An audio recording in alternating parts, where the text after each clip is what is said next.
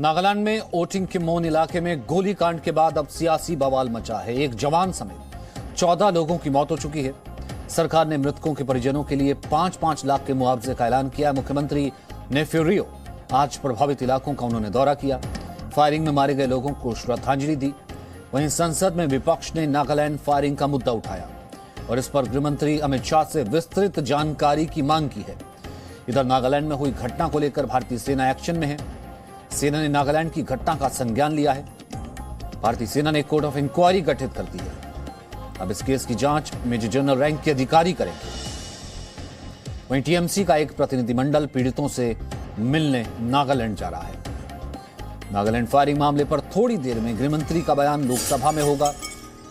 गृहमंत्री लोकसभा में अपना बयान देंगे। लोकसभा के बाद वो राज्यसभा में भी बयान देंगे। घटना में एक जवान समेत 14 लोगों की मौत हुई है।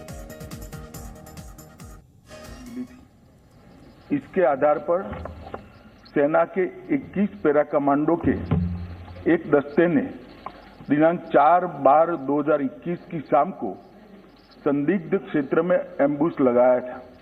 एम्बुश के दौरान एक वाहन एम्बुश के स्थान के समीप पहुंचा। उसे रुकने का इशारा और प्रयास किया गया। रुकने की बजाय वाहन द्वारा उस जगह से तेजी से निकलने का प्रयास किया गया, जिसके उपरांत इस आशंका पर कि वाहन में संदिग्ध विद्रोही जा रहे थे, वाहन पर गोली चलाई गई, जिससे वाहन में सवार 8 व्यक्तियों में से 6 व्यक्तियों की मृत्यु हुई। बाद में एक गलत पहचान का मामला पाया गया। जो 2 लोग घायल हुए थे उन्हें सेना द्वारा ही इलाज हेतु नजदीकी स्वास्थ्य केंद्र में ले जाया गया। यह समाचार प्राप्त होने के बाद स्थानिक ग्रामीणों ने सेना की टुकड़ी को घेर लिया, 2 वाहनों को जला दिया और उन पर हमला किया। इसके परिणाम स्वरूप सुरक्षा बल के एक जवान की मृत्यु हो गई तथा कई अन्य जवान घायल हो गए। अपनी सुरक्षा में तथा भीड़ को तितर-बितर करने के लिए सुरक्षा बलों को गोली चलानी पड़ी, जिससे 7 और नागरिकों की मृत्यु हो गई तथा कुछ अन्य घायल हो गए। स्थानीय प्रशासन और पुलिस ने स्थिति को सामान्य करने के प्रयास किए हैं। अभी स्थिति तनावपूर्ण लेकिन नियंत्रण में बनी हुई है। पुलिस महानिदेशक नागालैंड और आयुक्त नागालैंड ने दिनांक 5/12/21 को घटनास्थल का दौरा किया।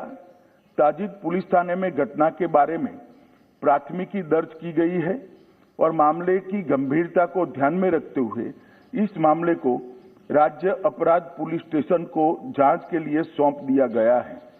इस संदर्भ में एक विशेष जांच टीम एसआईटी का गठन किया गया है, जिसे 1 माह के अंदर जांच पूरी करने के निर्देश दिए गए हैं। उपरोक्त घटना के पश्चात दिनांक 5/12/21 की शाम में लगभग 250 लोगों की उद्वेलित भीड़ ने मोन शहर में असम राइफल की कंपनी ऑपरेटिंग बेस पर तोड़फोड़ की। भीड़ ने सीओबी के मकान में आग लगाई, जिसके उपरांत असम राइफल की टुकड़ी को भीड़ को तितर-बितर करने के लिए गोली चलानी पड़ी। इसके कारण एक और नागरिक की मृत्यु हो गई और एक अन्य घायल हो गया। प्रभावित क्षेत्र में किसी और अप्रिय घटना को रोकने के लिए अतिरिक्त बलों की तैनाती कर दी गई है। सेना की 3 कोर मुख्यालय द्वारा एक प्रेस वक्तव्य जारी किया गया है, जिसमें निर्दोष नागरिकों की दुखद मृत्यु के घटनाक्रम पर अत्यधिक दुख सेना द्वारा व्यक्त किया गया है। सेना द्वारा इन दुर्भाग्यपूर्ण मृत्यु के कारणों की जांच उच्चतम स्तर पर की जा रही है और कानून के अनुसार समुचित कार्यवाही की जाएगी। घटना की सूचना मिलने पर मैंने तत्काल नागालैंड के गवर्नर और मुख्यमंत्री जी से संपर्क किया। गृह मंत्रालय द्वारा भी नागालैंड के मुख्य सचिव और पुलिस महानिदेशक से संपर्क किया गया। कल पूरे दिन स्थिति को मॉनिटर किया गया। गृह मंत्रालय द्वारा तुरंत पूर्वोत्तर के प्रभारी अपर सचिव को कोहिमा भेजा गया, जहां उन्होंने आज सुबह नागालैंड राज्य सरकार के मुख्य सचिव एवं अन्य वरिष्ठ अधिकारियों और अर्धसैनिक बलों के वरिष्ठ अधिकारियों के साथ बैठक की स्थिति का विस्तारपूर्ण समीक्षा की है, ताकि यह सुनिश्चित किया जा सके कि शीघ्र सामान्य स्थिति बहाल हो। यह निर्णय लिया गया है कि सभी एजेंसियों को यह सुनिश्चित करना चाहिए कि विद्रोहियों के खिलाफ अभियान चलाते समय भविष्य में ऐसी कोई दुर्भाग्यपूर्ण घटना की पुनरावृत्ति न हो। सरकार स्थिति पर सूक्ष्मता से नजर रख रही है और क्षेत्र में शांति और सौहार्द सुनिश्चित करने के लिए आवश्यकता अनुसार जरूरी उपाय भी किए जा रहे हैं। राज्य प्राधिकारियों ने एहतियात के तौर पर प्रभावित इलाकों में निषेधाज्ञा लागू की है। भारत सरकार नागालैंड में हुई इस दुर्भाग्यपूर्ण घटना पर अत्यंत खेद व्यक्त करती है और मृतकों के परिवारों के प्रति गहरी संवेदना व्यक्त करती है। आइटम नंबर 79, मैंने सबको पर्याप्त मौका दे दिया, कोई रिकॉर्ड में नहीं आएगा। आइटम नंबर 7, राष्ट्रीय औषध शिक्षा अनुसंधान संशोधन विधेयक 2021, माननीय मंत्री जी। माननीय अध्यक्ष महोदय, I rise to move that the national सबको मौका दिया मैंने, सभी दलों के नेता को पर्याप्त समय पर्याप्त अवसर दिया, तरीका ठीक नहीं है आपका। 2020 सबको मौका दिया मैंने। Be taken into the consideration. माननीय अध्यक्ष महोदय, आप लिख के दीजिए, कोई बात नहीं, लिख के दीजिए और फार्मास्यूटिकल लिख के दीजिए आप। रिसर्च, ये देश में फार्मा सेक्टर में रिसर्च करने वाली महत्वपूर्ण इंस्टीट्यूट है।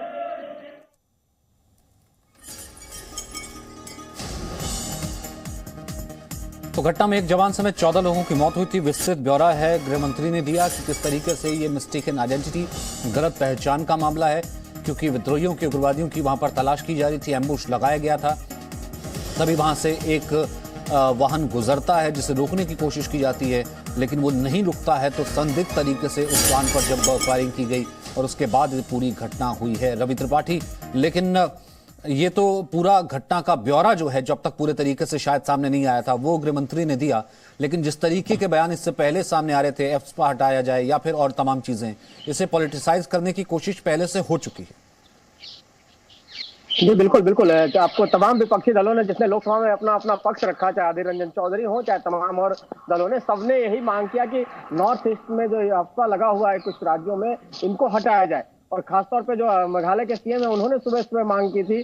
कोनर्ड संगमा ने उसके बाद से मामला तेज पकड़ा। उसके बाद ओवैसी ने, जो असदुद्दीन ओवैसी है, उन्होंने इस बात का बयान दिया कि वहां से इसी को हटाया जाना चाहिए। लेकिन गौर करने वाली बात है कि कुछ ही दिन पहले आपको याद हो कि सेना के 6 से 7 जवान वहां शहीद हुए थे और इसी तरह के आतंकवादी कहीं ना कहीं उग्रवादियों के अटैक की वजह से हुए थे मणिपुर में। उसके बाद जिस तरह से निगरानी रखी जा रही है, उसके बाद इस तरह की घटना हुई। हालांकि सरकार उस पर क्षमा भी मांग रही है, सरकार कार्रवाई भी सारी चीज हो रही है, लेकिन विपक्ष को एक मुद्दा मिल गया है, क्योंकि विपक्ष को लगता है कि कहीं ना कहीं जानबूझ करके नागरिकों की हत्या की गई है और इस तरह के सरकार की तरफ से गलती है और सेना की तरफ से ये कहीं ना कहीं एक मिसलीड करने वाली घटना है। तो इसलिए विपक्ष इस मामले को उठाएगा और अभी राज्यसभा में भी बयान देना है गृह मंत्री को। 4 बजे उनका बयान राज्यसभा में होना है और राज्यसभा में पूरी तैयारी करके विपक्ष रखा हुआ है, क्योंकि लोकसभा और राज्यसभा में एक फर्क है जो आज टेक्निकली समझने को मिला कि राज्यसभा में जब गृह मंत्री बयान देंगे तो उनके बयान पर क्वेश्चन करने का अधिकार विपक्ष को होता है। उसमें आप क्वेश्चन कर सकते हैं, उनसे सवाल पूछ सकते हैं। लोकसभा में टेक्निकली ये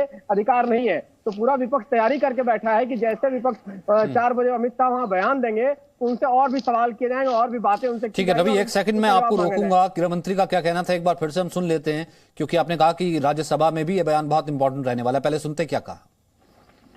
भारतीय सेना को नागालैंड के मौन जिले के तिजित क्षेत्र में तिरू गांव के पास उग्रवादियों की आवाजाही की सूचना मिली थी।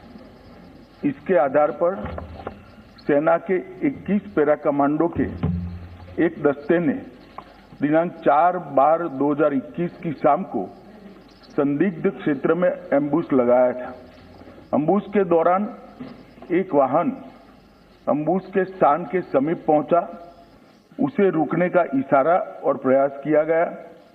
रुकने की बजाय वाहन द्वारा उस जगह से तेजी से निकलने का प्रयास किया गया, जिसके उपरांत इस आशंका पर कि वाहन में संदिग्ध विद्रोही जा रहे थे, वाहन पर गोली चलाई गई, जिससे वाहन में सवार 8 व्यक्तियों में से 6 व्यक्तियों की मृत्यु हुई। बाद में ये गलत पहचान का मामला पाया गया। जो 2 लोग घायल हुए थे उन्हें सेना द्वारा ही इलाज हेतु नजदीकी स्वास्थ्य केंद्र में ले जाया गया। यह समाचार प्राप्त होने के बाद स्थानिक ग्रामीणों ने सेना की टुकड़ी को घेर लिया, 2 वाहनों को जला दिया और उन पर हमला किया। इसके परिणाम स्वरूप सुरक्षा बल के एक जवान की मृत्यु हो गई तथा कई अन्य जवान घायल हो गए। अपनी सुरक्षा में तथा भीड़ को तितर-बितर करने के लिए सुरक्षा बलों को गोली चलानी पड़ी, जिससे 7 और नागरिकों की मृत्यु हो गई तथा कुछ अन्य घायल हो गए। स्थानीय प्रशासन और पुलिस ने स्थिति को सामान्य करने के प्रयास किए हैं। अभी स्थिति तनावपूर्ण लेकिन नियंत्रण में बनी हुई है। पुलिस महानिदेशक नागालैंड और आयुक्त नागालैंड ने दिनांक 5/12/21 को घटनास्थल का दौरा किया।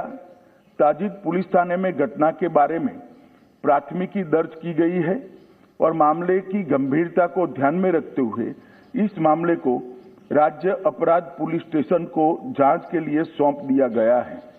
इस संदर्भ में एक विशेष जांच टीम SIT का गठन किया गया है, जिसे 1 माह के अंदर जांच पूरी करने के निर्देश दिए गए हैं।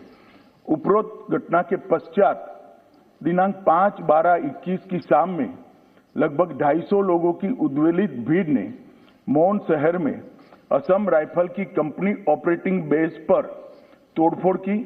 भीड़ ने COB के मकान में आग लगाई, जिसके उपरांत असम राइफल की टुकड़ी को भीड़ को तितर-बितर करने के लिए गोली चलानी पड़ी। इसके कारण एक और नागरिक की मृत्यु हो गई और एक अन्य घायल हो गया। प्रभावित क्षेत्र में किसी और अप्रिय घटना को रोकने के लिए अतिरिक्त बलों की तैनाती कर दी गई है। सेना की 3 कोर मुख्यालय द्वारा एक प्रेस वक्तव्य जारी किया गया है, जिसमें निर्दोष नागरिकों की दुखद मृत्यु के घटनाक्रम पर अत्यधिक दुख सेना द्वारा व्यक्त किया गया है। सेना द्वारा इन दुर्भाग्यपूर्ण मृत्यु के कारणों की जांच उच्चतम स्तर पर की जा रही है और कानून के अनुसार समुचित कार्यवाही की जाएगी। घटना की सूचना मिलने पर मैंने तत्काल नागालैंड के गवर्नर और मुख्यमंत्री जी से संपर्क किया। गृह मंत्रालय द्वारा भी नागालैंड के मुख्य सचिव और पुलिस महानिदेशक से संपर्क किया गया। कल पूरे दिन स्थिति को मॉनिटर किया गया। गृह मंत्रालय द्वारा तुरंत पूर्वोत्तर के प्रभारी अपर सचिव को कोहिमा भेजा गया, जहां उन्होंने आज सुबह नागालैंड राज्य सरकार के मुख्य सचिव एवं अन्य वरिष्ठ अधिकारियों और अर्धसैनिक बलों के वरिष्ठ अधिकारियों के साथ बैठक की स्थिति का विस्तारपूर्ण समीक्षा की है, ताकि यह सुनिश्चित किया जा सके कि शीघ्र सामान्य स्थिति बहाल हो। यह निर्णय लिया गया है कि सभी एजेंसियों को यह सुनिश्चित करना चाहिए कि विद्रोहियों के खिलाफ अभियान चलाते समय भविष्य में ऐसी कोई दुर्भाग्यपूर्ण घटना की पुनरावृत्ति न हो। तो लोकसभा में गृहमंत्री का यह बयान हुआ नागालैंड की घटना को लेकर के, और अब राज्यसभा में 4 बजे गृहमंत्री अपना बयान देंगे। Presenting B News app available on Google Play and App Store. Download it now.